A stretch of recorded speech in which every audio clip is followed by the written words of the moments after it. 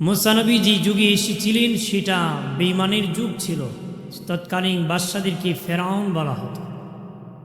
যদি বাদশাদের উপাধি ছিল, মুসা নবী যে যুগে এসেছিলেন ওই বাদশার নাম ছিল কাবুস, উপাধি ছিল ফেরাউন।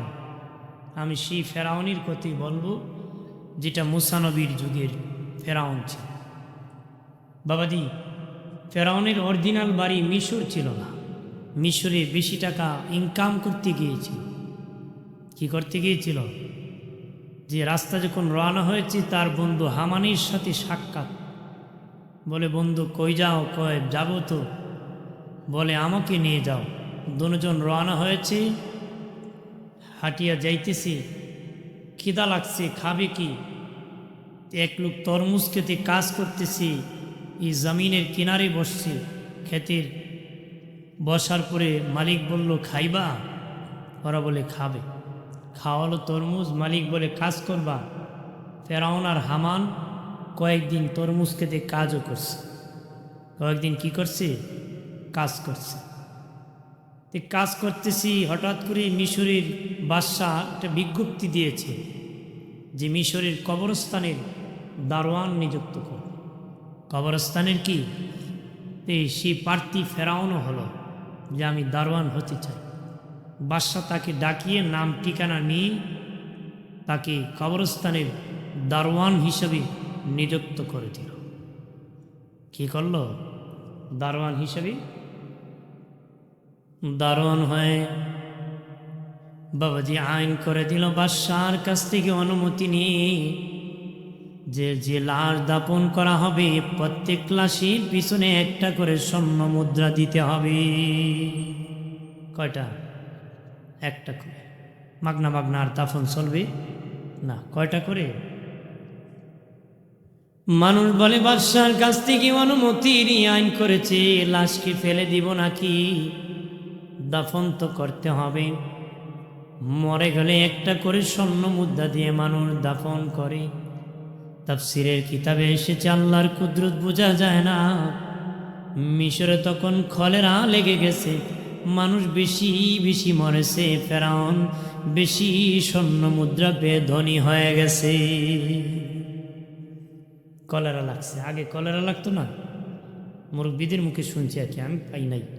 লাগলে বাড়ি চুপ, মানুষ ঘরে সব মরে যেত, বাড়ি গ্রাম অনেকেই মারা যেত, কলেরা আসতো। এরকম কলেরা লাগছে, মানুষ বেশি মরছে, ওটা স্বর্ণ মুদ্রা বেশি পাইছে, হয়েছে বড় ধনী। আঙ্গুল ফুলে কলা গাছ। কথা কনা আছে না আমাদের দেশে? অনেকেই দ্রুত অনেকে ধনী হয়ে যায়, হয় কি না? ধন হওয়াটাও আল্লাহর নিয়ামত, আল্লাহর কি? তবে এটা হালাল পন্থায় হতে হবে। এটা কি পন্থা? হালাল পন্থা। হারাম পন্থা হলে যায়। আমার বানের বাবাজি খেয়াল করেন, যুবকেরা তরুণেরা খেয়াল করো রে। তখন বাবাজি বাদশা বিজ্ঞপ্তি দিয়েছে, মিশরের যত খাজনা বাকি আছে জনগণ খাজনা আদায় করো, জনগণ খাজনা দাও।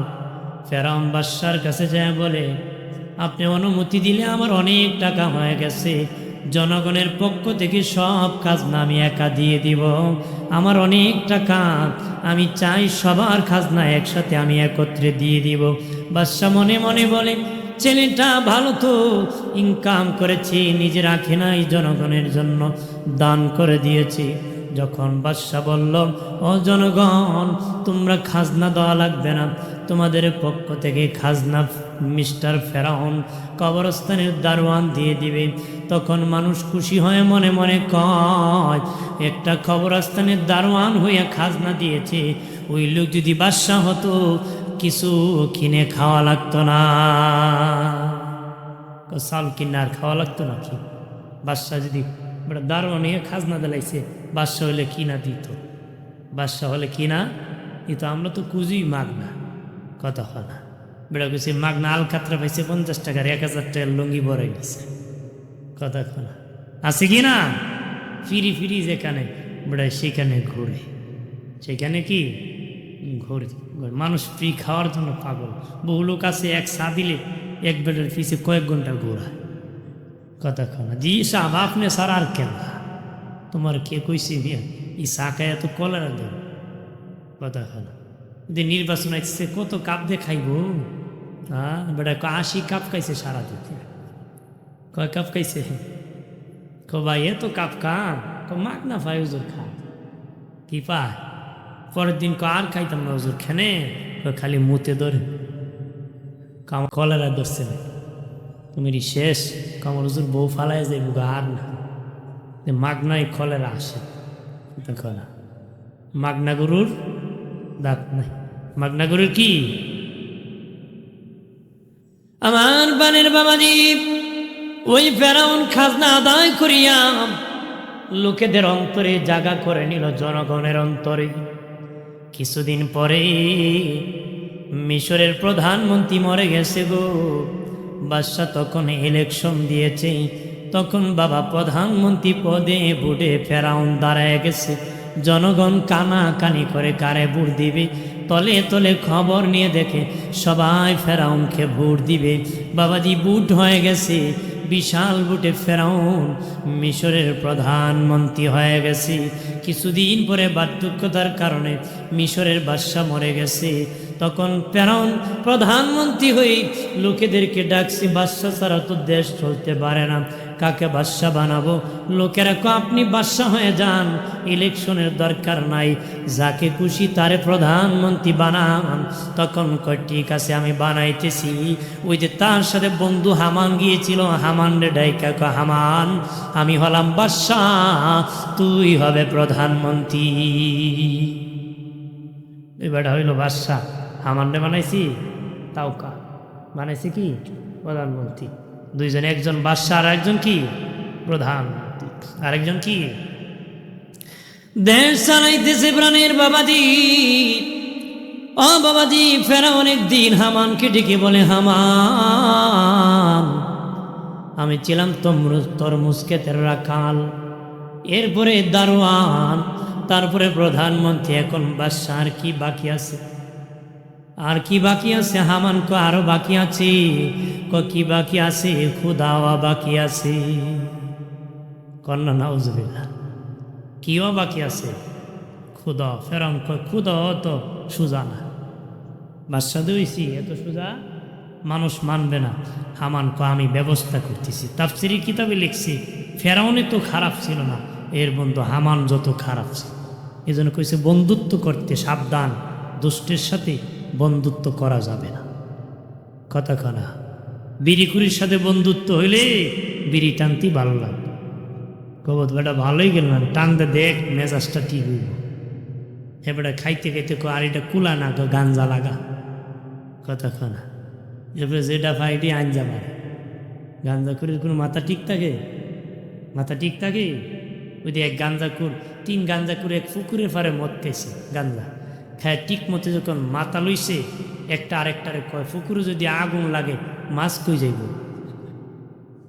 2 নম্বর মাথা লেখো দেখোস না পুকুরে পারে কত বড় বট গাছ উঠি 3 নম্বর মাথা লেখো দৌড়ু বট গাছে মাছ উঠে না বট গাছে গরু উঠে তাহলে মদ গাঞ্জা খেলে মাথা ঠিক তাকে না তাকে জায়েজ না হারাম কথা কোন ঠিক কিনা এজন্য হামান ছিল সবচেয়ে বেশি দুষ্ট খারাপ সে করলো আমি ব্যবস্থা করব তখন সে শিক্ষিত মানুষ যারা বুঝে জ্ঞানী মানুষ তাদের প্রতি জুলুম নির্যাতন শুরু করে ফেরাউনকে খোদা বানানোর চেষ্টা করে খোদা বানানোর কি ফেরাউন নিজেকে নিজেই খোদা দাবি করে কি দাবি করে একদিন শয়তান আসছে ফেরাউনের কাছে আর সে বলতেছে তুমি তো খোদা আমি আর তোমার নবীকে তুমি তো খোদা তোমার নবীকে ফেরাউন আমি নিজেই খোদা নবী উবি নাই তুমি নবী নাইকের খোদা আমি নবী পাই মুখ শয়তান ক দেখ আমার নি পছন্দ তুমি নবী বা কহ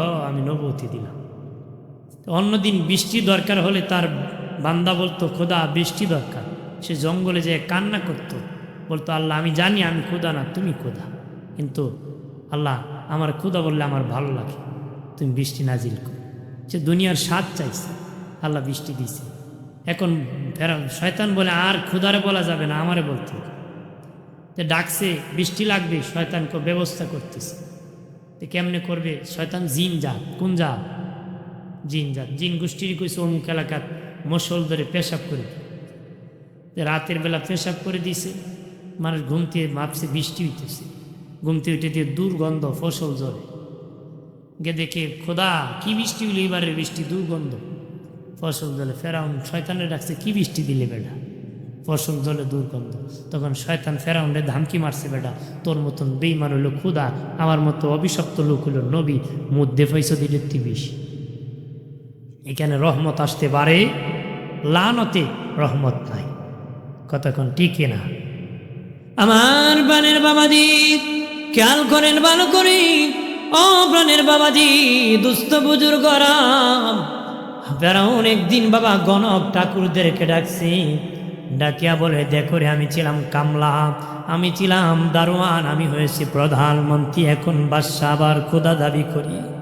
তোমরা গনিয়া জনিয়া দেখো আগামী ভবিষ্যৎ আমার কেমন।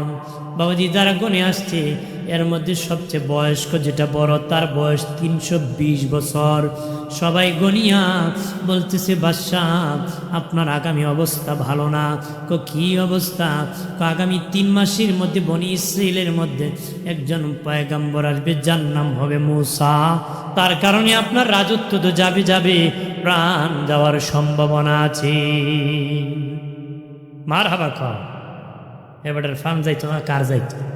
কতক্ষণ এর মতন বেঈমানের তুই প্রাণ যাইতো, ঠিক কিনা? প্রাণের দুস্থ বুজুর্গরা, ফেরাউন বলে তাহলে রাজা হয়ে লাভ কি? রাজত্ব পেয়ে লাভ কি? চলে যাবি, প্রাণও চলে যাবি। তবে আমার তো ক্ষমতা আছে, আমি একটা আইন জারি করে দিলাম, আগামী 3 মাসের মধ্যে যত শিশু সন্তান পৃথিবীতে আসবে, ছেলে সন্তান, গর্দান কাটিয়া সমুদ্রের মধ্যে তোমরা ভাসায় দিবা। তবে খবরদার কোন মেয়ে সন্তানকে ভাসাবা না, সব ছেলে সন্তান ভাসাবা। কারণ মেয়েদের মধ্যে আমার কোনো দুশ্মন নাই, ছেলেদের মধ্যে দুশ্মন। বাবাজি তার শূন্য গুন্ডা বাহিনী বের হয়ে গেল, যত শিশু বাচ্চা আসে গর্দান কেটে কেটে সমুদ্রে ভাসায় দেয়। ঠিক 3 মাস পরে আসিয়া বলতেছি বাদশাহ, এই পর্যন্ত 3 মাসে 80,000 শিশু সন্তান মায়ের কোল খালি করছে। 80,000 শিশু সন্তানের মায়ের কোল খালি করে গলা কাটিয়া সমুদ্রে ফেলে দিয়েছি। এবার গনিয়া দেখেন আপনার দুশ্মন মূসা মরসিনি। তখন গণক ঠাকুরদেরকে আবার ডাকছে, তারা ডাকিয়া গনিয়া দেখে বাদশাহ খবর ভালো না, 80,000 শিশু সন্তান যদিও সমুদ্রে ভাসাইছেন, এখন আপনার দুশ্মন মূসা মরে নাই, সহি সালামতে তার মার কোলে সে আছে। আল্লাহ বাঁচাইলে মারার কেউ আছে না। আল্লাহ যদি উঠায় টেঙ্গু ধরে টাইনা লামানো যায়, ও কিছু আজকে কি বায় কথা কয় না, জোরে কিন্তু টানাটানি করে আর কিছুই না। পরে আমও যায়, সালাও যায়। কথা আমরা তো কেউ ভালো দেখলে খালি চুল খায়, খাই যায় কমুর কেমনি হইল রে। কথা কয় হ্যাঁ, এটা স্বভাব ছাড়তে। এই স্বভাব কি? এটা জাহান্নামের স্বভাব। এটা জাহান্নামে যাওয়ার কি অভ্যাস, বাদ দিয়ে বেহেশতি হতো। কথা কর ভাইরা আমার, খেয়াল করেন ভালো করে। ও বাবাজি, তখন ফেরাউন গরম হয়ে গেল। তোরা 80,000 শিশু সন্তানের মায়ের কুল খালি করেছ, আমার দুশ্মনটি এখনো মরে নাই। আমার দুশ্মনটি মূসা মরে নাই। গরম মেজাজ করেছে লোকেরা, তার গুন্ডা বাহিনী চতুর্দিকে বের হয়ে গেছে। দেখি মূসা কোথায় আছে। মূসা নবীর একজন বোন ছিলেন, 10-12 বছরের, নাম ছিল মারিয়াম। নদীর ঘাটে ছাগল রাখতে এসেছে। দেখি গুন্ডা বাহিনী বাবাজি তারা তার বাড়ির দিকে দৌড়ায়। আগে আগে দৌড়াইয়া মায়ের কাছে যে কয়, মা ও মা, আমাদের বাড়ি দিকে ফেরাউন বাহিনী আসতেছে, আমার ভাই মূসাকে এখনই মেরে ফেলবে গো মা, আমার ভাইকে কেমনে বাঁচাবা, কিভাবে বাঁচাবা? মূসা নবীর মা একবার সামনে যায়, আরেকবার পিছনে যায়, একবার সামনে যায়, আরেকবার পিছনে যায়। গায়েব থেকে এলহাম হয়ে গেল, মূসার মা চিন্তা করিস না, তোর চুলার আগুনে মূসাকে রাখিয়া ডেকসিদা ঢাক, আমি আল্লাহ তোর সন্তানকে রক্ষা করব। দেরি নাই, এমনি উনি চুলার মধ্যে বাচ্চাকে রেখে ডেক্সি দিয়ে ঢেকে ফেলছে। গুন্ডা বাহিনীরা ঘুরে দেখে মুসা নবী বাসায় না, বাঁচানোর মালিককে জোরে কর, মারা যাইব, মারতে পার। আর যদি কোন আল্লাহ মারলে বাঁচবো আমি, বাঁচানোর তোর ক্ষমতা নেই। আল্লাহ যদি মারে বাঁচার ক্ষমতা আছে? আল্লাহই রাখলে রাখবে, পৃথিবী কেউ রাখার ক্ষমতা নেই। আমার প্রাণীর বুজুর্গ বন্ধুরানি খেয়াল করেন ভালো করে, ও বাবাজি, তখন চলে গেল তার বাহিনী। মুসা নবীর মার চিন্তা, আমার সন্তান কখন আবার আসে, কখন আবার মেরে ফেলে, টেনশন করতেছে। বাবাজি, রাতের বেলা আপনি স্বপ্নে দেখাইলেন আল্লাহ মুসা নবীর মাকে, বলেন মুসার মা চিন্তা করিও না, একটা বাক্স বানাও, একটা বাক্স বানাও, বাক্সের ভিতরে মুসারে ভরো, সমুদ্রে বাসায় দাও, আমি আল্লাহ তোমার কোলে আবার ফিরে দিব। সকাল হয়ে গেল, মুসা নবীর মার চিন্তা, মিস্ত্রি পাবো কোথায়, লোহা পাবো কোথায়, কাঠ পাবো কোথায়, আর মিস্ত্রি বাক্স বানাবো কেমনে? যদি বলি সমুদ্রে বাসায় দিব, ছেলে ভরিয়া আমার ছেলেকে তো মেরে ফেলবে, কেমনে আমি বলবো? এই চিন্তা করতেছি মুসা নবীর মা, কেমনে আমি বলবো? চিন্তা করতে করতে শোনে একজন ফেরিওয়ালা মিস্ত্রি খুব ভোরবেলা ডাকতেছে, আম্মা মিস্ত্রি লাগবনি, মিস্ত্রি লাগবনি, চিৎকার করতেছে, মিস্ত্রি লাগবনি। মুসা নবীর মা মনে মনে বলে, আমি একজন মিস্ত্রি খুঁজি, আর মিস্ত্রি আমার বাড়ির মধ্যে ভোরবেলা চিৎকার করতেছে, দেখি মিস্ত্রি। ও মিস্ত্রি, তুমি কি বানাতে পারো? মিস্ত্রি কয়, আমি অনেক রকম জিনিস বানাইতে পারি, আপনি যদি বলেন সুন্দর করে বাক্স বানাবো, ওই বাক্স সমুদ্রে বাসাবা, এমন বাক্স আমি আরো ভালো বানাতে পারি। মুসা নবীর মা কয়, বেটারি আমার মনের কথা কয়, সুবহানাল্লাহ কয়, আমার তোর বেটা এমনই একটা বাক্স দরকার, আমার তো এমনই একটা বাক্স। রে মিস্ত্রি, লোহা পাবো কোথায়, কাঠ পাবো কোথায়?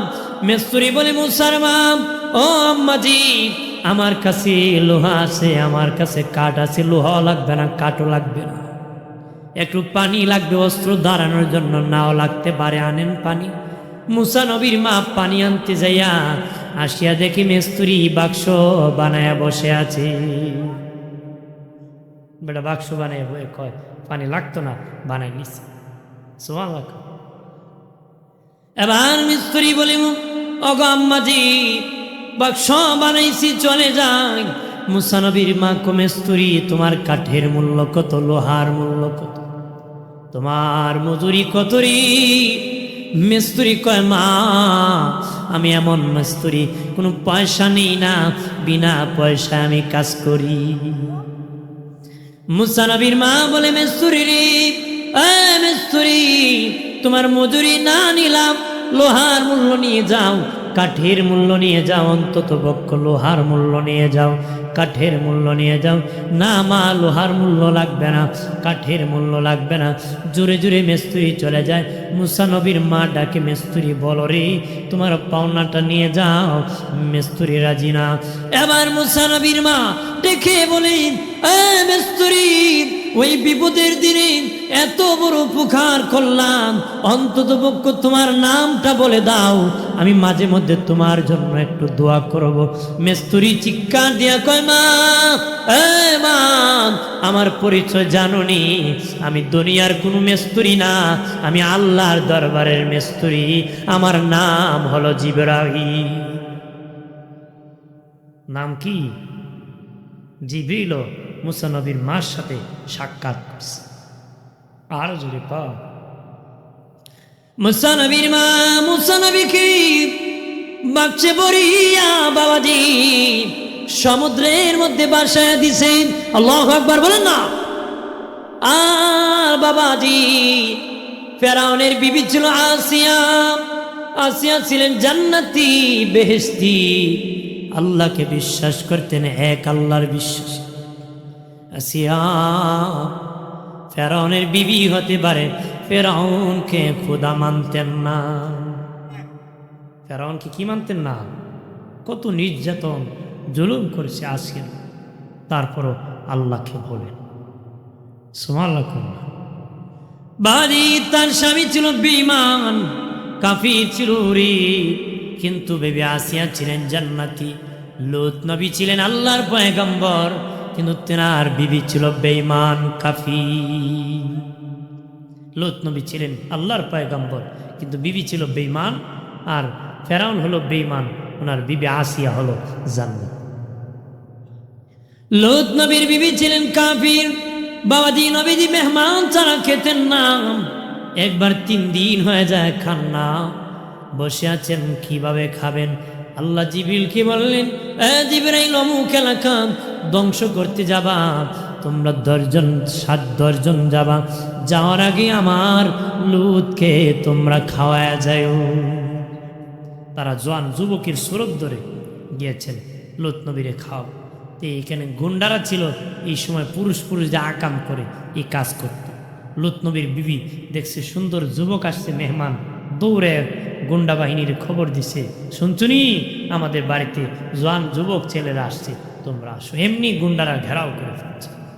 লূত নবী ডেকে বলে, রে খবরদার, আমার ঘরে যুবতী মেয়ে আছে রে, তোদের কাছে আমার মেয়ে বিয়ে দিব, তবে খবরদার তোমরা আমার মেহমানকে বেইজ্জতি করিও না।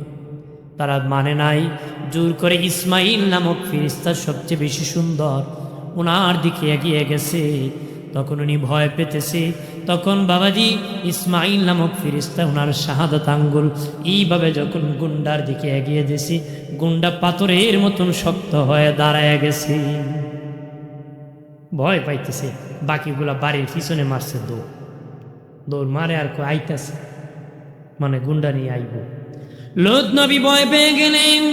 জিবরিল আমিন বলে, নবীজি ভয় পাবেন না গো, আমরা দুনিয়ার মানুষ না, আল্লাহর ফেরেশতা, তারা আমাদেরকে কোনো কিছু করতে পারবে না বাবাজি। কিন্তু আসিয়া ছিলেন জান্নাতি, তার স্বামী ছিল জাহান্নামী ফেরাউন। আমার আল্লাহ আসিয়ার অন্তরে ইলহাম করে দিলেন, আসিয়া যাও, নদীর ঘাটে গোসল করতে যাবা, একটা বাক্স আসবি, বাক্সের ভিতরে বনি ইসরাইল পয়গম্বর মুসা আলাইহিস সালাম আসবি, শিশু বাচ্চা তোমার ঘরে নিয়ে সন্তান হিসেবে লালন পালন করবা। উনি বাবাজি দাসী বান্দিনী উনি বাবাজি সমুদ্রের মধ্যে চলে গেলেন। উনি তো গোসল করতে যান নাই, বাক্সের অপেক্ষা আছেন, বাক্স আসতেছি। কাছে যখন আসছে, উনি বাক্সের দরজা খুলছে, কলিয়া দেখে পূর্ণিমার চাঁদের চেয়ে একটা শিশু সন্তান বসে আছে সুন্দর। আরো জোরে কোলে করিয়া বাড়ি নিয়ে ফেরাউনকে ডেকে বললেন, বাদশার পরে ছেলে বাদশা হয়, বাবার পরে সন্তান হয়, তোমার তো বাচ্চা জন্ম দেওয়ার ক্ষমতা নাই, তাহলে কে তোমার দায়িত্ব পালন করবে? কে তোমার রাজত্বের দায়িত্ব পালন করবে? ওই বাচ্চাকে সন্তান হিসেবে লালন পালন করব, পরবর্তীতে আমাদের দায়িত্ব গ্রহণ করবে। ফেরাউন দেখিয়া আসিয়া, এটি আমার দুশমন মুসা হবে, আর রাখা যাবে না। আসিয়া খবরদার, তোমার সুন্দর সন্দেহ ঢুকে যায়, শুধু সন্দেহ হয়, তারপর আঘাত করলে আমি খবর পাস করে দিব, তোমার যে বাচ্চা জন্ম দেওয়ার ক্ষমতা নাই, তুমি যে নির্বংশের জাত কয়ে দিব। বেটা বোর খেজায় ফুরে ডিসমিস না পায়া কয়ে ডুল ফিটাই দে, আসিয়ার ঘরে আমার ছেলে হয়েছে। কি পাইছে? বোর খেজায় ডিসমিস না পায় কি কর, ডুল পিটা, ফেরাউনের আসিয়ার ঘরে ছেলে হয়েছে, ডুল পিটাই দিছে, আসিয়ার ঘরে ছেলে হয়েছে, দুধ মা দরকার। সুবহানাল্লাহ। দলে দলে মহিলারা আসতেছে, বাদশার ছেলে হয়েছে, দলে দলে আসে, মুসা নবীকে কোলে নে গো, কিন্তু মুসা নবী কারো স্তনে মুখ লাগায় না, দুধ পান করে না। বাদশা কয়, কি রে সন্তান দুধ খায় না, মরে যাব নাকি না খায়? আর কেউ বাকি আছেনি? আরেকজন বলে, একজন মহিলা বাকি আছে, সবাই এসে গিয়েছে, উনি আসে নাই, বলল তাকে আনো। আনা হলো, কুলে দিতে দেরি, মুসা নবী দুধ খাইতে দেরি করে নাই, তিনি হলেন আমার মুসা নবীর মা, তিনি মুসা নবীর মা। ফেরাউন কয়, তোমার আমার দরকার, তোমার আমার কি? আমার ছেলে তোমার ছাড়া বাঁচবে না, আমার সন্তানকে ভালো স্থানে রাখতে হবে, তোমার জন্য ভালো খাবারের ব্যবস্থা করতে হবে।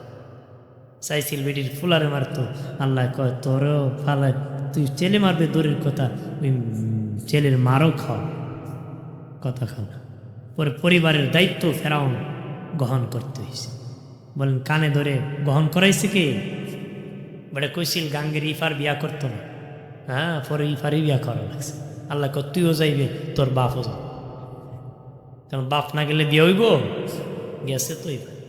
তকদিরের খবর জানে কে? আর কেউ জানে? আমার প্রাণের দুস্থ বুজুর্গরা, ও তরুণেরা, ও যুবকেরা, বাবাজি 4 বছর হয়ে গেছি, কারণ একদিনও মুসা নবীকে কুলে উঠায় না বাবা। তার সন্দেহ হয় আসিয়ারি, এটি আমার দুশ্মন মুসা হবে রে। আসিয়া একদিন রাজ পোশাক বাবাজি রাজার পোশাক পরাইয়া, রাজার সন্তানের পোশাক পরাইয়া কুলে নিয়ে আমি দেখতেছি আজকে এতদিন হলো তুমি কুলে নেও না, মানুষ সন্দেহ করবে তোমার সন্তান না, একটু কুলে নেও। ফেরাউন মনে মনে কয় সত্যি আমার ছেলেকে একদিনও কুলে নিলাম না। এমনি আসিয়া বিবি আসিয়া ফেরাউন বাবাজি মুসা নবী কি ফেরাউনের কুলে এইভাবে এগিয়ে দিতেছে, ফেরাউন এইভাবে হাতটা বাড়াই দিছে, আর মুসা নবীর ডান হাত দিয়ে ফেরাউনের গালে একটা তাপ্পড় মারছে বাবাজি। তাফসীরের কিতাবে এসে যে বাবাজি ওই তাপ্পড়ের ছুটি এমন চিৎকার করেছে ফেরাউন ব্যথা পেয়ে, 4 মাইল পর্যন্ত তার চিৎকারের আওয়াজ শোনা গেছে। কয় মাইল? এমন ব্যামরানি দিছে, 4 মাইল দূর থেকে মানুষ দৌড়াইতেছে ক্ষুদায় কেড়ে কান্দে। এখন যদি ফুলায় সর মারছে শরম না? ক আমি এমনি কান্দি। কে কান্দে?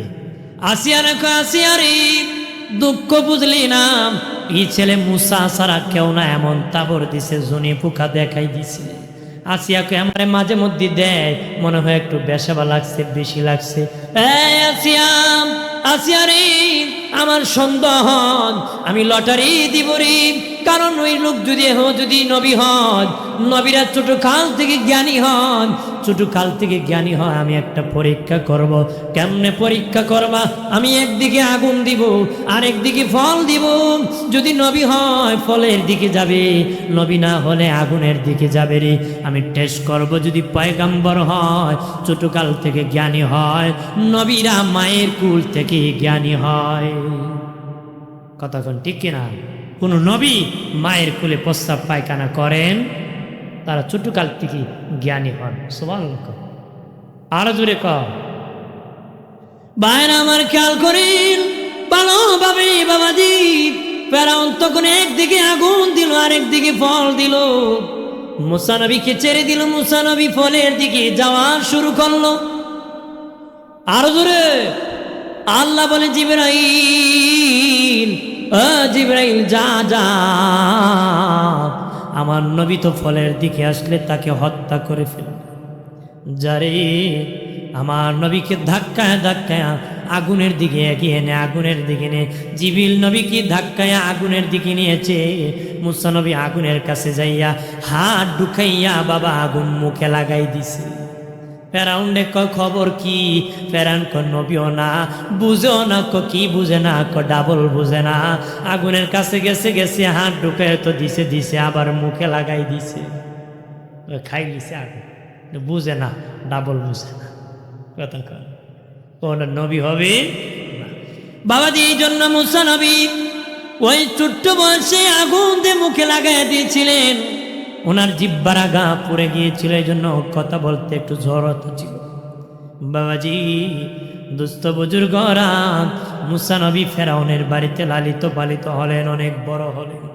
মুসা নবীর বংশের এক লোক বাবা, ফেরাউনের একজন বংশের একজন লোক, দুজনের একটা ঝগড়া লেগে গিয়েছিল। ফেরাউনের বংশের কিপ্টির সাথে ঝগড়া লেগেছিল। মুসা নবী বাবা তার বংশের লোকের পক্ষে নিয়ে কিপ্টিকে একটা ঘুষি মারছে। এক ঘুষিতেই ফেরাউনের লোক জাগায় মরে গেছে। কারণ একজন নবীর গায়ে 40 জন যুবকের শক্তি থাকে। 40 জন যুবকের কি উনি আস্তি দিছে, কিন্তু ওর জন্য তো এটা বিশাল হেমা, বিশাল কি সহ্য করার মতো এ জায়গা শেষ। এখন লোকেরা খোদা খবর কি জানেননি, আপনার ফালাক পুত্র আপনার বংশের লোককে মারছে। ফেরাউন কো সর্বনাশ, ওরা আমি খাওয়াই আরে আমার বংশের লোককে মারে।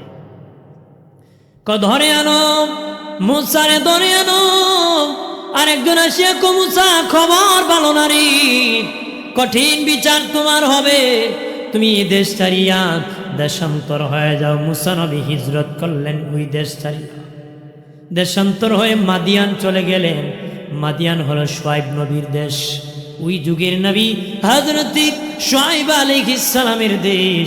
মুসা নবী সেখানে একটা কুয়ার পাড়ে বসে আছেন। দেখেন লোকেরা দলে দলে কাতারে কাতারে কুয়ার থেকে পানি উঠাইতেছে। দুটা মেয়ে বসে আছে, সকলে হুরা পাড়া করে পানি নেয়, কিন্তু দুই মেয়ে দাঁড়িয়ে আছে, পানি নেয় না। দুই মেয়ে কি আছে? মুসা নবী দুইটা মেয়ের কাছে যেয়ে বললেন, বোন কেন রে পানি নেও না? সকলে পানি নেই। ওই দুই মেয়ে ডেকে বলে, মুসাফির, আমরা হলাম যুগের পয়গম্বর শুআয়ব নবীর কন্যা, আমরা নবীর মেয়ে, এই জন্য সাধারণ মানুষের সাথে হুরা পাড়া করে আমরা পানি নেই না। সকলে পানি নিয়ে গেলে তারপর আমরা পানি নিয়ে বাড়ি যাই। মুসা নবী কই, ঠিক আছে, আমার হাতে তোমাদের পাত্র গোলা দাও, চামড়ার কলসি বাবা, টাঙ্কি বাবা। মুসা নবী নিজ হাতে পানি ভরে দিলেন। শুআয়ব নবীর মেয়েরা অন্যদিন বাড়ি যাইতে রাত হয়ে যায়, সন্ধ্যা হয়ে যায়, কিন্তু এই দিন বহু আগে বাড়ি চলে গিয়েছে। শুআয়ব নবী রেখে বলে, মারি এমাম, অন্যদিন সন্ধ্যা হয় আসছি, আজকে এত তাড়াতাড়ি কেমনে পানি নিয়ে বাড়ি ফিরলা? শুআয়ব নবী ডেকে, শুআয়ব নবীর মেয়েরা ডেকে বলে, আব্বাজি আজকে একটা যুবক ছেলে সাহায্য করেছে, এই জন্য তাড়াতাড়ি পানি আনতে পেরেছি। সাল্লাল্লাহু আলা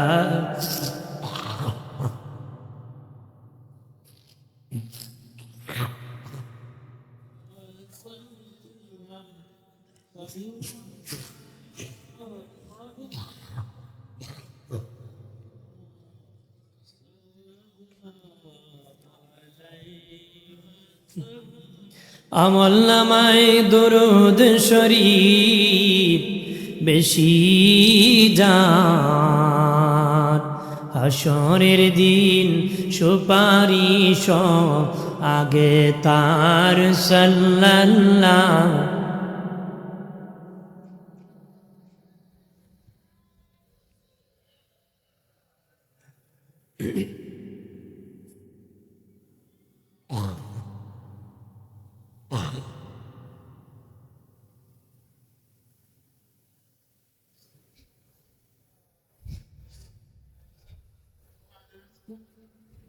ডানে মাটি বামে মাটি, আমাটি হবে বিছানা, ওপরেতে বাঁশের সানি, আলো বাতাস লাগবে না। সাল্লাল্লাহু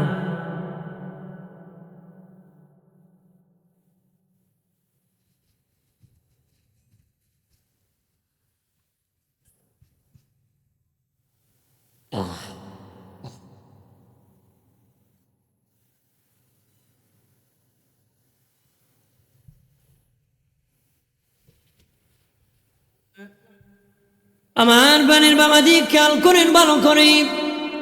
শুআয়ব নবী ডেকে বলে, হ্যাঁ আমার কন্যারা, ওই যুগে যেই যুবক ছেলে সাহায্য করেছি, এমন যুবক নবী ছাড়া কেউ হতে পারে না। মারি যাও যাও, মনে হয় উনি জুলুম নির্যাতনের শিকার হয়ে আমার দেশে হিজরত করে এসেছেন, যাও তোমাদেরকে পাঠালাম, ওই যুবক ছেলেকে আমার বাড়ি মেহমান হিসেবে তোমরা দাওয়াত করো। ব্যবস্থা করছে কি আল্লাহ? লালন পালনের উত্তম ব্যবস্থা কার? আল্লাহ লালন পালনের উত্তম কি? শুআয়ব নবীর দুই মেয়ে গেলেন, যে বললেন আপনার দাওয়াত। আমার বাবা শুআয়ব নবী আপনাকে আমাদের বাড়ি দাওয়াত করেছে, আমাদের বাড়িতে আপনার দাওয়াত। মুসা নবী কয় ঠিক আছে, দাওয়াত গ্রহণ করলাম, তবে আপনাদের পিছনে পিছনে আমি হাঁটতে পারবো না, আমি সামনে যেতে হবে, আপনারা পিছনে, কারণ আপনারা মহিলা নারী মানুষ, আপনাদের পিছনে আমি যেতে পারবো না, আমি সামনে হাঁটবো, আপনারা আমার পিছনে পিছনে হাঁটবা। যদি ডানে যেতে হয় পিছন থেকে আপনারা বলবেন ডানে যান, বামে যেতে গেলে আপনারা পিছন থেকে বলবেন বামে যান। তারা বললেন ঠিক আছে চলেন, রওনা হলেন, বাড়ি পৌঁছে গেলেন। মুসা নবীর জন্য বাবা খাওয়া দাওয়া থাকার বাসস্থানের ব্যবস্থা শোয়েব নবী করে দিলেন। এবার শোয়েব নবী ডেকে বলেন, মুসা রে, মুসা তুমি আমার বাড়ি থাকো, আমার দুইটা জোয়ান মেয়ে আছে, মানুষ অপবাদ দিতে পারে, তহমত দিতে পারে, বাবা মুসা অনুমতি যদি দিতা গো, আমার মেয়ে সফুরাকে তোমার কাছে বিবাহ দিয়ে আমার মেয়ের জামাই তোমারে বানাইতাম। শোয়েব নবী কয় আমার বড় মেয়েটাকে তোমার কাছে বিয়ে দিই, আমার মেয়ের জামাই তোমার বানাইলে ভালো হইতো। মুসা নবী কয় ঠিক আছে, আমি বিয়েতে রাজি। ডাকতে হবে কি কাজী, বিয়ে হয়ে যাবে।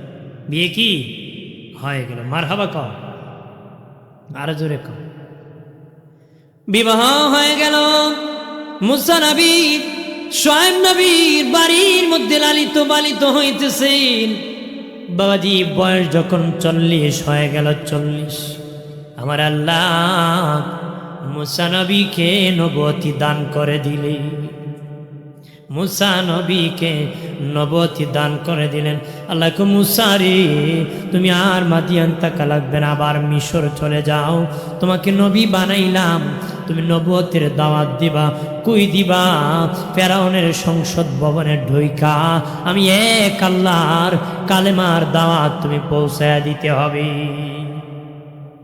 মুসা নবী বলে, আল্লাহ ও মালিক, আমি একা একা বয়হান, আমার বড় ভাই হারুন কোন নবুয়তি দান করেন।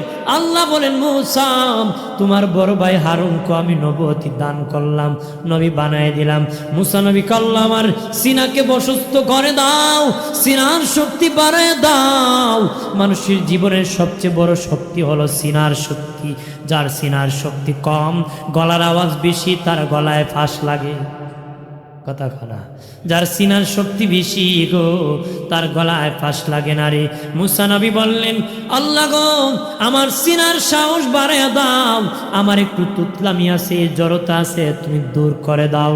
আল্লাহকে দূর করে দিলাম, তুমি তাড়াতাড়ি যাও, ফেরাউনের দরবারে কালেমার দাওয়াত দিতে হবে। মুসা নবী তার শ্বশুর শোয়েব নবীর কাছে যায়, আব্বাজি আমার আল্লাহ আমাকে নবুয়তি দান করেছি, আমি নবী হয়ে গেছি, আমার আল্লাহ হুকুম করেছি, আবার মিশর যাইতে বলেছে, ফেরাউনের দরবারে কালেমার দাওয়াত দিতে বলেছে। শোয়েব নবী ডেকে বলে, আব্বাজি ও বাবা মুসা, ঠিক আছে তোমাকে আর আটকানো যাবে না, যাও তুমি আল্লাহর হুকুম পালন করো, কালেমার দাওয়াত দিতে চলে যাও। তবে রে মুসা, তুমি তো আমার মেয়ের জামাই, তুমি আমার কাছে একটা হাদিয়া চাও, আমার মেয়ের জামাতা হিসাবে আমি শোয়েব তোমাকে একটা হাদিয়া উপহার দিব। শ্বশুর জামাই রে কয় হাদিয়া দিত, আমার দেশে জামাই কয় আমার না দিলে বিয়া করতাম। কথা বেটা কত কিছু চায়, বাপে কয় আমার ছেলে এত টাকা দিয়ে পড়ালেখা করেছি, হেমবি না তা। কথা কয় পারলে বেটা রেলগাড়ি চায়, কারণ রেলগাড়ি তো আর কিনা যাইতো না, নাহলে চাইল। কথা কয় যত লোক যৌতুক আনছেন হারাম, যৌতুক আনা কি হারাম। যৌতুক কুরকে আল্লাহ মাফ করে, মাফ করে। ওই বিয়ের সাথে, বিয়ের কাছ থেকে মাফ না আনলে আল্লাহ মাফ করবো না। আল্লাহ মাফ করবো? বাহাদুরি চলে যান। কতক্ষণ ঠিক না? হাসরের দিন বিয়াইকে নেকি দিয়ে দিতে হবে। যদি যৌতুক আনছেন, এটার বিনিময় আপনার আমল নামার থেকে হাসরে নেকি নিয়ে নিয়ে যাবে আপনার বিয়াই। কথা কনা এদিন বুঝা দেব তরমুজ কারে কয় আর কাটল কারে কয়। হ্যাঁ, তাহলে তাল মিলাই লইব। ওদিন একবারে বিয়ের বাড়িতে গেছে দিয়ে অসময় কাটল দিছে, কো বিয়াই এত তাড়াতাড়ি কাটল পাইলা কো? ও তুমি আসবে বলে শুনে শিখ মারছিলাম, শিখ মারলে কাটল ফাঁকে না নেই। তুই বিয়ের বাড়ি হলো তরমুজের দেশে, গিয়া দেখি বিয়ের বাড়ি পচা গন্ধ, কো বিয়াই পচা গন্ধ করতে কয়ে লাভ নাই গে, তোমার তালে তাল মিলে আমি তরমুজও শিখ মারছিলাম, কোন দিয়ে ফচ্চা গেছে। বিয়ে কাটল দিলে ফাঁকে, তরমুজ দিলে পচে, তালে তাল মিলালে হবে। আমার প্রাণের বাবাজি শোয়েব নবী ডেকে বলে, হ্যাঁ বাবা মুসা, বলে দাও রে কি হাদিয়া নিবা? মুসা নবী কয়, আব্বাজি আপনার হাতের লাঠি কানা আমি হাদিয়া চাই। আর জোরে শোয়েব নবী ডেকে বলে, বাবা রে আমার লাঠির খবর তুমি কেমনে জানো রে? আমার লাঠির খবর কেমনে জানো? নিশ্চিত আমার মেয়ে তোমাকে খবর কানে জানাইছে। এ বাবা আমি বলেছি যেটা চাইবাম সেটাই হাদিয়া দিব। এখন লাঠি চেয়েছো, আমি লাঠি খানা তোমাকে হাদিয়ে দিতেছি বাবা মুসা, তবে খবরদার এটা দুনিয়ার লাঠির মতন লাঠি না রে, এটা হারিয়ে গেলে এত তাড়াতাড়ি পাবা না, এত তাড়াতাড়ি পাবা না। ওই লাঠি কোত্থেকে আসছে জানো নি? জান্নাত থেকে আদম নবীকে আল্লাহ যেদিন বের করে দিয়েছিল, জান্নাতের তোবা গাছের ঢাল ভেঙ্গে লাঠি বানাইয়া আদমের হাতে আল্লাহ চালান হিসাবে দিয়ে দিয়েছিল রে। আদম নবীর হাত থেকে লাঠি আসতে আসতে আমি শোয়েবের হাতে এসেছি। ওই লাঠিখানা আমার মেয়ের জামাতা মুসাকে আমি হাদিয়া দিয়ে দিছি। আর জোরে মুসা নবী লাঠি লইয়া বাবাজি উনার বড় ভাই হারুনকে লইয়া মিশর এসে গেলেন। বাবাজি ফেরাউনের বাবাজি সংসদ ভবনের কিনারে চলে গেলেন। দারোয়ান বাহিনী ভাগ বাড়লো। আর বাবাজি মানুষ দারোয়ান দাঁড়িয়ে আছি, প্রশাসন বাবা বন্দুক নিয়ে চতুর্দিকে ঘেরাও করে নিরাপত্তা লক্ষ্মীরা দাঁড়িয়ে আছে। এবার মুসা নবী বলে, আমি হলাম তোমাদের বাদশাহ ফেরাউনের পালক পুত্র মুসা। আমি হিজরত করেছিলাম, মাদিয়ান চলে গিয়েছিলাম। এবার আমার বয়স 40 হয়েছে। আমার প্রভু রব্বুল আলামিন আল্লাহ সুবহানাহু ওয়া তাআলা আমাকে নবুয়তি দান করেছে। এবার আল্লাহ হুকুম করেছে ওই ফেরাউনের সংসদ ভবনে যেন আমি কালেমার দাওয়াত দিই। আমি সংসদ ভবনে ঢুকতে চাই আর এক আল্লাহর দাওয়াত দিতে চাই। আরো জোরে কর। প্রাণের বাবাজি একটা কথা বলেনি, কান ভরে শুনে নেন। অনেকে বলে ওই নবী ওই ধর্মের দাওয়াত দিয়েছে, একজন কয়েক নবী নাকি খ্রিস্ট ধর্মের দাওয়াত দিয়েছে, আর একজন ওই নবী নাকি বৌদ্ধ ধর্মের দাওয়াত দিয়েছে। এটা মিথ্যা কথা, কবিরা গুনাহ এরকম কথা বলবে না। সব নবীরা ইসলাম ধর্মের দাওয়াত দিয়েছে। আদম থেকে আমার নবী পর্যন্ত সব নবীরা ইসলাম ধর্মের দাওয়াত দিয়েছে। বাবাজি মাসালাগত পার্থক্য ছিল, তবে লা ইলাহা ইল্লাল্লাহ কালেমায় সবাই বিশ্বাসী ছিল রে, সবাই এক আল্লাহর বিশ্বাসী ছিল, সবাই ইসলাম ধর্মের দাওয়াত দিয়েছে। পরেরা উম্মতেরা মন গড়া ধর্মের আবির্ভাব ঘটেছে নবী ইন্তেকালের পরে। আদম থেকে আমার নবী পর্যন্ত সব নবী ইসলাম ধর্মের দাওয়াত দিয়েছি। মুসা নবীও ইসলাম ধর্মের দাওয়াত দেওয়ার জন্য গিয়েছি। দারোয়ান মনে মনে কয় পিটানো শুরু কর, আরেকটা খুব পিটানো যাবে না, কারণ আমাদের বাদশার তো পালক পুত্র, তার দরদ লাগতে পারে। খবরদার আগে যাও বাদশার কাছ থেকে অনুমতি নাও, কি করা যায়? দৌড়ে কয় বাদশাহ, ও বাদশাহ আপনার পালক পুত্র মুসা এসে গিয়েছে। মাদিয়ান সে হিজরত করেছিল, সেখান থেকে নাকি বয়স 40 হয়ে নবুয়তি লাভ করেছে। এখন নাকি সে কালেমার দাওয়াত দিতে চায়, এক আল্লাহর দাওয়াত দিতে চায়। আপনার সংসদ ভবনে নাকি সকলকে কালেমার দাওয়াত দিতে চায়। আপনি কি বলেন? ফেরাউন বলে, ঠিক আছে অনুমতি দাও, তাকে বলে দাও সে যেন আমার সংসদ ভবনে ঢুকি। সে মনে মনে কয়, হে আমার ঘরে খাইল, আমার ঘরে থাকলে এখন বুঝি আমার বিরুদ্ধে কালেমার দাওয়াত দিত। সে মস্কারি করার জন্য মুসা নবীকে সংসদ ভবনে ঢোকার অনুমতি দিয়েছি। ঠিক মুসা নবীকে দারোয়ান আসিয়া বলেন, ও মুসা আমাদের বাদশাহ ফেরাউন তোমাকে অনুমতি দিয়েছে সংসদ ভবনে ঢোকার জন্য। মুসা নবী ঢুকে বললেন ওনার ভাই হারুনকে নিয়ে। ঢুকিয়া বললা, সারা বাবাজি। ফেরাউন বলে, মুসা শুনেছি তুমি নাকি নবী হয়েছো, কালেমার দাওয়াত দিতে এসেছো। মুসা নবী কহা, আমার আল্লাহ আমাকে নবুয়তি দিয়েছে আর কালেমার দাওয়াত দিতে বলেছে। সর্বপ্রথম আপনার সংসদ ভবনে ঢুকে এক আল্লাহর দাওয়াত দেওয়ার কথা বলেছে। তখন ফেরাউন বলে, মুসা তুমি আমার ঘরে খাইলা, আমার ঘরে বাস করলা, এখন বুঝি তুমি নবী হয়ে গেছো? মুসা তবে খবরদার, সব নবীর মুজেজা ছিল, তুমি যে নবী হইছো প্রমাণ কি, মুজেজা কি?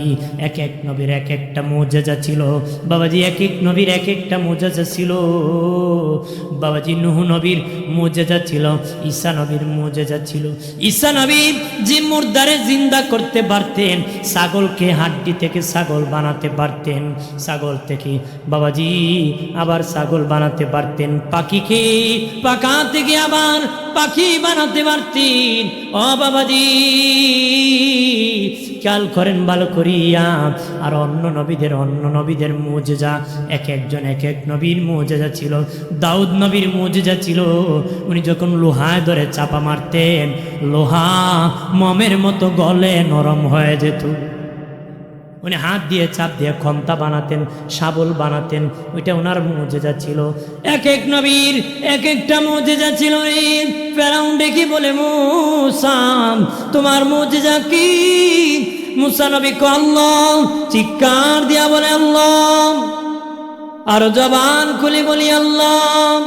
প্রাণের আল্লাহ রে কোথায় গেলে পাবো তোমারে, প্রাণের মাওলা কেমনে ডাকিলে, বন্দী হইলাম শয়তানের জালি, দিন কাটাইলাম হেলে দোলে, বন্দী হইলাম শয়তানের জালি, দিন কাটাইলাম হেলে দোলে।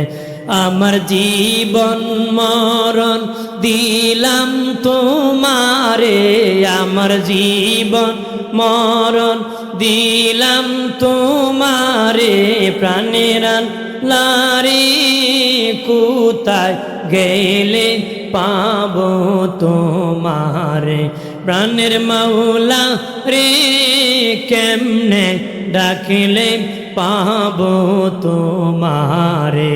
চিৎকার দিয়া বলে আল্লাহু আকবার। মুসা নবী ডেকে বলে, মালিক ও মালিক, আল্লাহ গো সব নবীর মুজিজা ছিল, আমি মুসার মুজিজা কি? আল্লাহ বলে, মুসা তোমার মুজিজা তোমার হাতের লাঠি। মুসা নবী বলে, আল্লাহ কেমনে দেখাবো? আল্লাহ বলেন, মুসারি ফেরাউন তোমার কাছে মুজিজা দেখতে চায়, তুমি বলবে আমার হাতের লাঠি হলো আমার মুজিজা, বলবে দেখাও লাঠি কি মুজিজা, এমনি তুমি জমিনে ছেড়ে দিও, আমি আল্লাহ দেখাবো। এমনি মুসা নবী কো মুজিজা হলো আমার হাতের লাঠি। ফেরাউন কো কেমনে লাঠি দিয়া মুজিজা দেখাও। এমনি মুসা নবী লাঠিটা ছেড়ে দিছে, কয়েক মাইল লম্বা অজাগর সাপ হয়ে গেছে। আর জোরে কও। ফেরাউন দেখা ভয় পেয়ে গেছে। ফেরাউন দেখে কি? ফেরাউন ভয় পেয়ে বাবা চিৎকার করেছে, চিৎকার করেছি আর কান্না করেছি। ভয় পেয়ে তাফসীরের কিতাবের মধ্যে এসেছে, ওই সাপ দেখিয়ে তো ভয় পেয়েছে 400 বারের বেশি ফেরাউনের পাতলা পায়খানা হয়েছে। 400 বারের বেশি বেটা পাতলা পায়খানা করছে। এরপরে কয় এটা তোর মুজিজা না মুসা, তোর এটা জাদু। কন্যা নাউজুবিল্লাহ, কি কয় এটা নাকি? মুসা নবীকে ডেকে বলে, মুসা রে মুসা এটা তোমার জাদু। মুসা নবী কয় না না, এটা আমার মুজিজা। এবার ফেরাউন ডেকে বলে, মুসা আগামীকাল তোমার সাথে জাদু বিদ্যা দিয়া যুদ্ধ হবে, দেখবো তোমার জাদু কত কাজ করে। মুসা নবী বলেন ঠিক আছে, আসো আগামীকাল জাদু দিবা। মুসা নবী লাঠি নিয়ে হাজির হয়েছে। ফেরাউন কো মুসা তোমার জাদু সারো, মুসা নবী কো তোমার জাদু আগে সারো। বাবাজি জাদুবিদ্যাবিদদেরকে ফেরাউন ডেকে বলে তোমরা জাদু ছাড়ো। তারা একসাথে ৮০,০০০ জাদু ছেড়ে দিয়েছে বাবা। সাপ ছাড়ছে, ভাগ ছাড়ছে, এরকম জানোয়ার ছেড়েছে, ৮০,০০০ জাদু ছেড়েছে, ৮০,০০০। এমনি মুসা নবী তার লাঠি মুজেজা ছেড়ে দিয়েছে। কয়েক মাইল লম্বা অজাগর সাপ হয়ে গেছে। হাঁ করে নাই, নাক দিয়ে এইভাবে টান দিয়েছে, শ্বাস টান দিয়েছে। নাকের শ্বাসের সাথে ফেরাউনের ৮০,০০০ জাদু ওই সাপের পেটে হজম করে ফেলছে। আর জোরে লোকেরা পলায়, সাপের নিচে পড়ে বহু লোক মরে গেছে। ভয়েতে এমপি মন্ত্রী পলান, একজন আরেকজনের উষ্টা খেয়ে মরে গেছে। বাবা এখানে যদি হঠাৎ করে একটা হাতি ঢুকে, হাতি বলবে নাকি আমার রাস্তা দেব? কইবনি বাবাজি। হাতি দেখিয়া আপনারা দৌড়াবেন, ফলাবেন। কেউ হাতির পায়ের নিচে পড়ে মরবেন, কেউ আবার দৌড়াইতে উষ্টা খায়া মরবেন। কতক্ষণ ঠিক কিনা? ঠিক। সাপ দেখিয়া ভয় পেয়ে লোকেরা দৌড়ায়। সংসদ ভবনে বহু এমপি মন্ত্রী মুসা নবীর কাছে কালেমা পড়ে মুসলিম হয়ে গেছে, মুসলমান হয়ে গেছে। কেউ তলে পরে মরে গেছে, কেউ ভাগিয়া চলে গেছে। ঠিক তেমনি ভাবে ফেরাউন ডেকে বলে মুসা সাপ আটকারে, ও মুসা তুমি তো আমার পালক পুত্র ছিল, আমারে বাঁচাও। মুসারে বাঁচলে নে রে, আমি কালেমা পড়ব। বাঁচলে নে পড়তাম, বাঁচা আমার কি বাঁচা। মুসা নবী, নবীর অন্তরে মোহব্বত দিল অনেক বড়। নবীদের অন্তরে মায়ার দরজা আল্লাহ অনেক বড় করেছে। নবী এমনি মুসা নবীকে আমি নিজেও ভয় পাইছি, আমার হাতিটা কি নিয়ে ঘুরাই। মুসা নবী আল্লাহ এটা কি আমি নিয়ে ঘুরাইতেছি। আল্লাহকে তুমি ধরো, আগের মতন লাঠি হয়ে যাবে। এমনি ধরছেন, আগের মতন লাঠি হয়ে গেছে। সুবহানাল্লাহ। বাবাজি মুসা নবীকে বেঈমান যন্ত্রণা দিয়েছে। বাবাজি অনেক নারীকে বেঈমান যন্ত্রণা দিয়েছি। মার মেয়ে এক জায়গায় বাস করতো, এক আল্লাহ বিশ্বাস করত। ওই বেঈমান ডাকিয়া বলল, আমাকে ক্ষুধা মানুষ নাম, তরে হত্যা করে ফেলবো। সে বলল আমারে হত্যা করতে পারো, আমি আল্লাহকে বলবো। তার সামনে শিশু বাচ্চাকে বাবা গরম তেলের মধ্যে ছেড়ে দিয়েছে। গরম তেলের মধ্যে ছেড়ে দিয়া কন তোর বাচ্চাকে আঙ্গাত করে দিতেছি, এবার ভর তুই ছেড়ে দিবিনি। সে বলে আমার বাচ্চা না, আমার সহ যদি জ্বালায় দেশ এরপর আল্লাহকে ভুলবো না রে। বাচ্চা আগুনে পড়িয়া গরম তেলে পড়িয়া কয় মা চিন্তা করিস না, আল্লাহর জান্নাত দেখা যাইতেছে। মহিলাকে যখন আগুনে গরম তেলের মধ্যে ফেলে দিবে, মহিলাটি কি বলে বাদশা আমার একটা ওসিয়ত রক্ষা করবানি। কহা রক্ষা করবো, কামাতে তো জ্বালাই দিবা। আমার মেয়ে আর আমার হাড়গুলা তোমরা একটা গর্তের মধ্যে রেখে দিও, একটা গর্তে রেখে দিও, যেন আমার মেয়েকে নিয়ে হাসরের মাঠে একসাথে দাঁড়াইতে পারে। কত আল্লাহর জন্য প্রেম, কত ভালোবাসারি বাবাজি জ্বালাই দিছে মাকেও। তেলের গরম তেলের মধ্যে চারখার করে দিছি। মার মেয়ের হাড্ডিগুলা একটা গর্তের মধ্যে রেখে দিয়েছে। আল্লাহর নবী যেদিন মেহরাজে গিয়েছে, নবী বুরাকের পিঠে আছেন। নবী বলে জিবরাইল আমি কি দুনিয়ায় না জান্নাতে? মনে হয় রে জান্নাতের কাছাকাছি চলে এসেছি। জিবরিল কো নবী এখনো দুনিয়ায় জান্নাতের কাছেও যাই নাই। নবীকে আমার নাকিরি জান্নাতের ঘ্রাণ লাগতেছে। জিবরিল আমিন বলে নবীজি জালেম বাদশা মার মেয়েকে জ্বালাইয়াম যে গর্তের মধ্যে রেখেছিল, ওই গর্ত থেকে আমার আল্লাহর জান্নাতের ঘ্রাণ আসতেছে। এইভাবে বাবাজি ফেরাউন মুসা নবীর প্রতি জুলুম নির্যাতন করে আমার আল্লাহ গুসা করিয়া গজব নাজিল করে দিছি। গজব কে দিয়েছে জানুনি? আল্লাহ পানি দিছে, বন্যা। বন্যা দিয়েছে ফেরাউনের গোষ্ঠীর বাড়ি পানির নিচে, ফসল পানির নিচে। মুসা নবীর উম্মতের বাড়ি আবার পানির উপরে, ফসল পানির উপরে। একই জায়গার মধ্যে জমি, একদিকে ধান আছে, আরেক দিকে আছে বাবা ফসল আছে, কিন্তু ফেরাউনের ভক্তের পানির নিচে, কিন্তু মুসা নবীর উম্মতের পানির উপরে। ফেরাউনের ভক্তের বাড়ি পানির নিচে, মুসা নবীর উম্মতের বাড়ি বাড়ি পানির উপরে, বন্যা একই এলাকায় চলে, কারো বাড়িতে পানি আছে কারো বাড়িতে নাই। 1 মাস পরে ফেরাউন সারেন্ডার হয়ে মুসা ভুল করেছি, আমার এই দেশে উদ্ধার করো নতুবা ধ্বংস হয়ে যাব। মুসা নবী দোয়া করেছে, আমার আল্লাহ বন্যার পানি শুকায় দিছে। এরপরে আবার বাবাজি কাদায় পড়লে নরম হয়, আবার বাবা সোজা হলে গরম হয়, আবার জুলুম শুরু করছে, নির্যাতন শুরু করছে। আমার আল্লাহ খাবার বাবা রক্ত বানায় দিছে খাবার রে। ফেরাউনের গোষ্ঠীরা খাবার খাইতে গেলে পানি পানি রক্ত হয়ে যায়, মুসা আবার পানি হয়ে যায়, ফেরাউন বাহিনী নিলে রক্ত হয়ে যায়। 1 মাস এরকম চলতে যুদ্ধ চলেছে, আবার সারেন্ডার হয়েছে, আবার দুয়ার বিনিময় আল্লাহ তাদেরকে উদ্ধার করছে। নবী তো অন্তরে দয়া ভরপুর, দোয়া করেছেন, আমার আল্লাহ খাবারের ব্যবস্থা করছি। প্রাণের বাবাজি খেয়াল করেন ভালো করে, ও বাবাজি মুসা নবী কালেমার দাওয়াত দিতেছে, দিতে দিতে ওনার কাছে 6 লক্ষ উম্মত কালেমা পড়ে ওনার উম্মত হয়েছে। 6 লক্ষ মানুষ মুসলিম হয়ে গেছে, মুসা নবীর উম্মত হয়ে গেছে। আর জোরে বলি, মুসা নবী আল্লাহ ডেকে বলে, আল্লাহ ও মালিক, এই যুগের মধ্যে কারণ বড় ধনী, কারণের কাছে কালেমার দাওয়াত দিয়ে গেলে যদি গ্রহণ করে তাহলে আমার একটু দাওয়াতি কাজটা আরো মজবুত হয়।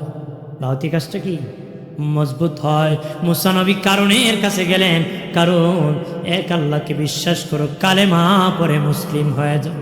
এবার প্রাণের বাবাজি কারণ ডেকে বলে, মুসা আমি কালেমা পড়তে পারি, একটা শর্তে, তুমি যদি স্বর্ণের ব্যবস্থা করে দাও, তোমার প্রভু যদি আমার জন্য স্বর্ণের ব্যবস্থা করে দিতে পারে, আমি কালেমা পড়ে মুসলিম হয়ে যাব।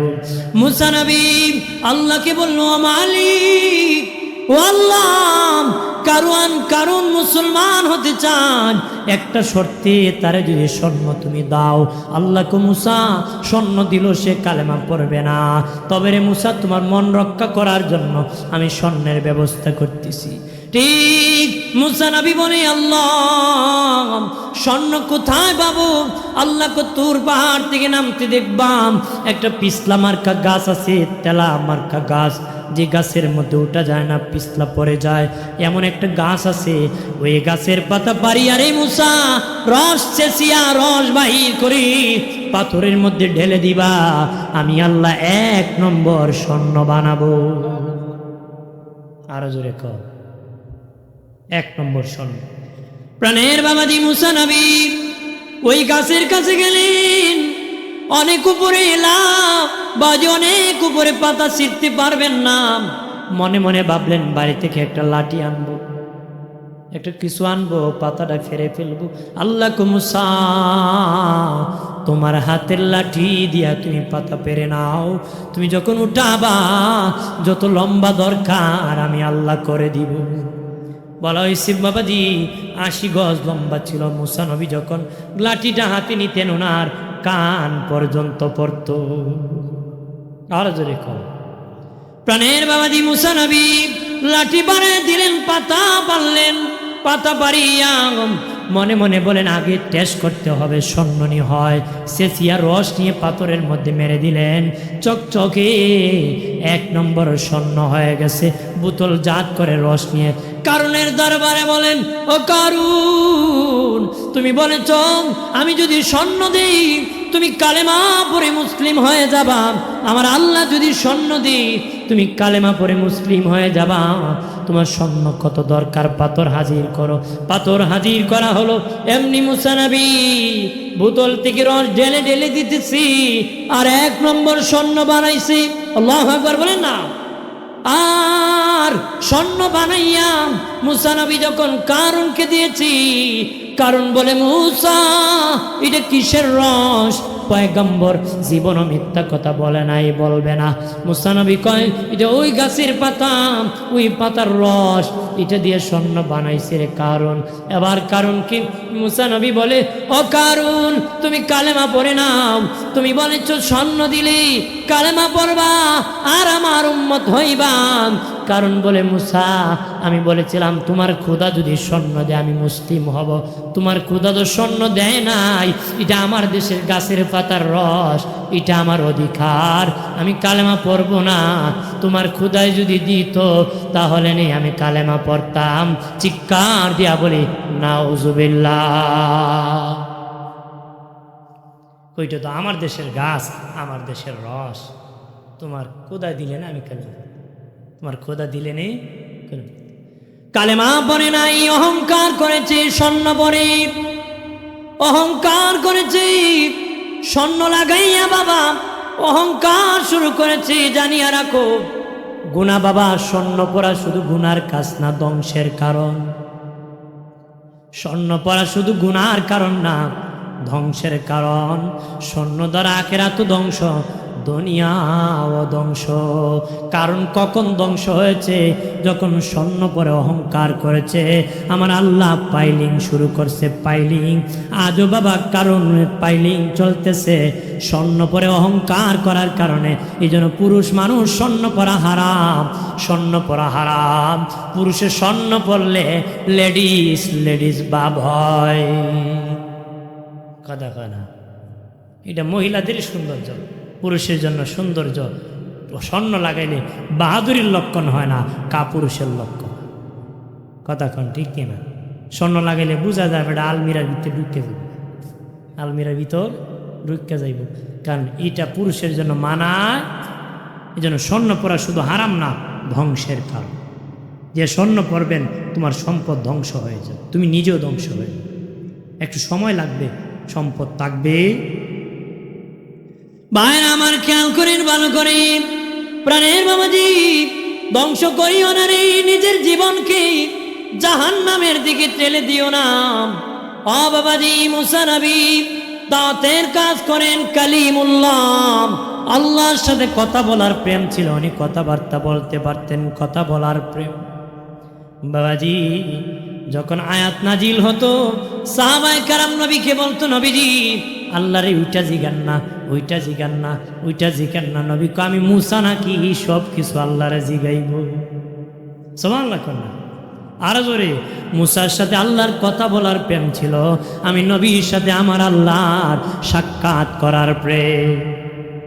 আরো জোরে, প্রাণের বাবাজি মুসা নবী দূর পাহাড়ে কথা বলতেন, আল্লাহকে বলেছিলেন মালিক আল্লাহ গো, আমি যদি খোদা হইতাম, তুমি যদি মুসা হইতা, আমি যদি খোদা হইতাম, তুমি যদি মুসা হইতা, আমার কাছে কি চাইতা? আল্লাহ কো মুসা রে, তোমার কাছে সুস্থতার জন্য আমি দোয়া চাইতাম। সর্বপ্রথম তোমার কাছে আমি সুস্থতার জন্য দোয়া চাইতাম। তার মানে সুস্থতা হলো সবচেয়ে বড় নিয়ামত। সুস্থতা কি?